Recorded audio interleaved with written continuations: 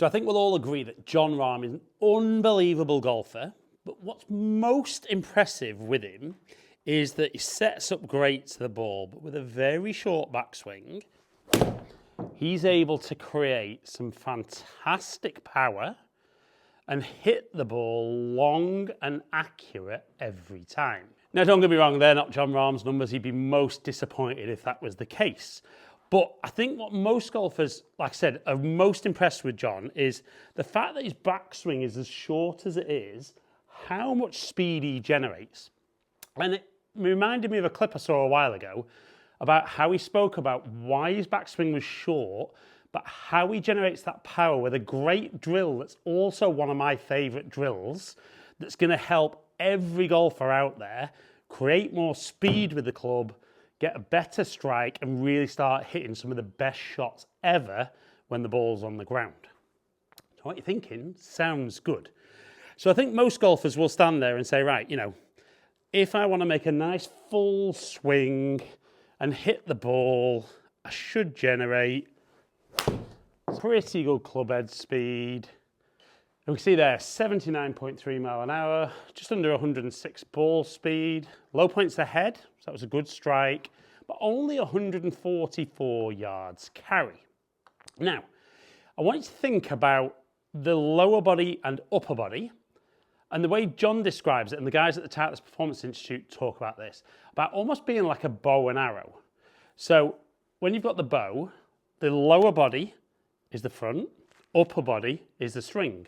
So what you see with a lot of golfers is they'll pull the string back and they let go, and that's the power. So it's very much making that swing, and again, even with 79 mile an hour club speed, 94 ball speed, lots of decent things there, but 127 carry. But Jon talks about he doesn't take this back fully, the string, but he then moves the front of the bow further away, creating that stretch to create the power. So what he's talking about is he gets not fully stretched on the way back, but is then able to unwind the lower body to create a bigger stretch, to create that power. And the way he worked on this as a kid, and this is a great drill that I use a lot, is his coach would have him take the club just to waist height and then hit a shot. So if we do that, we see 66 mile an hour club speed, 92 ball speed, low point nearly 4 inches ahead, 112 carry. And it's great for getting good contact on the golf ball, but then the next thing is, when I swing to here, I want to just try and move the club as fast as I can. I don't care about the strike. I just want to see how quick with a waist height swing I can generate the club speed.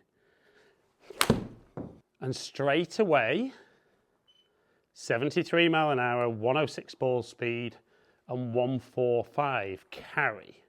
Now, I'll give you my feedback on this. So when I'm there, definitely feels like I kind of move towards the target, but then it almost feels like I'm twisting my feet into the ground. And I can see kind of start to move the mat there. So it's almost from there, shift and twist as hard as I can into the ground.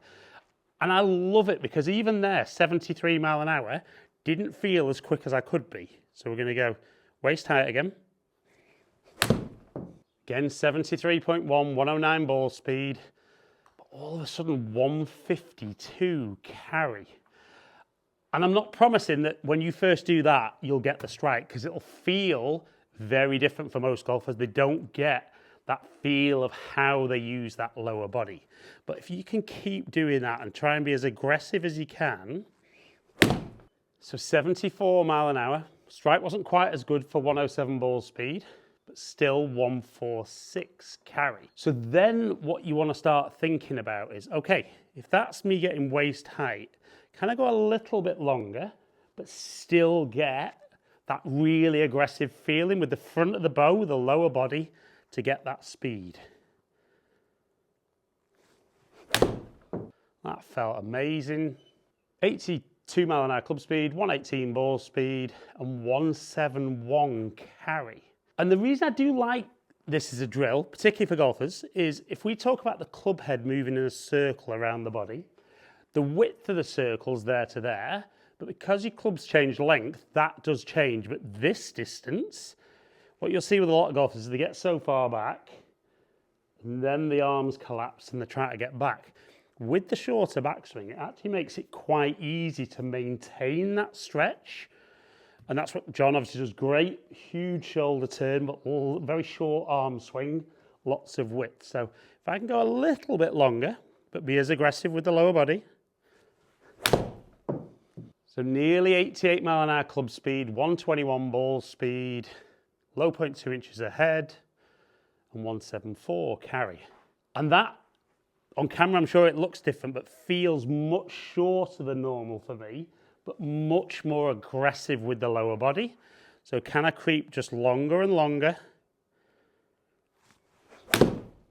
Strike wasn't quite as good there, but 90 mile an hour club speed, 123 ball speed, 176 total.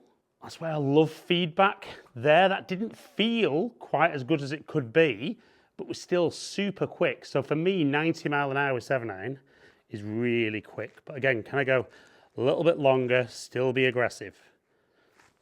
90.2 club speed, 126 ball speed, 181 carry.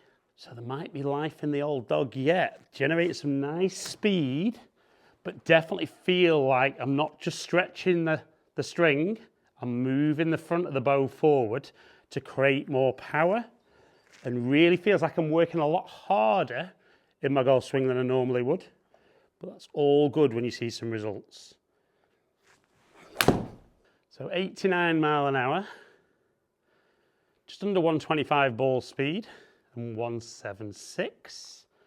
But I can definitely feel there as I start getting longer, maybe just find it a little harder to use that lower body. So let's just go one more at waist height, maybe a little longer than waist height.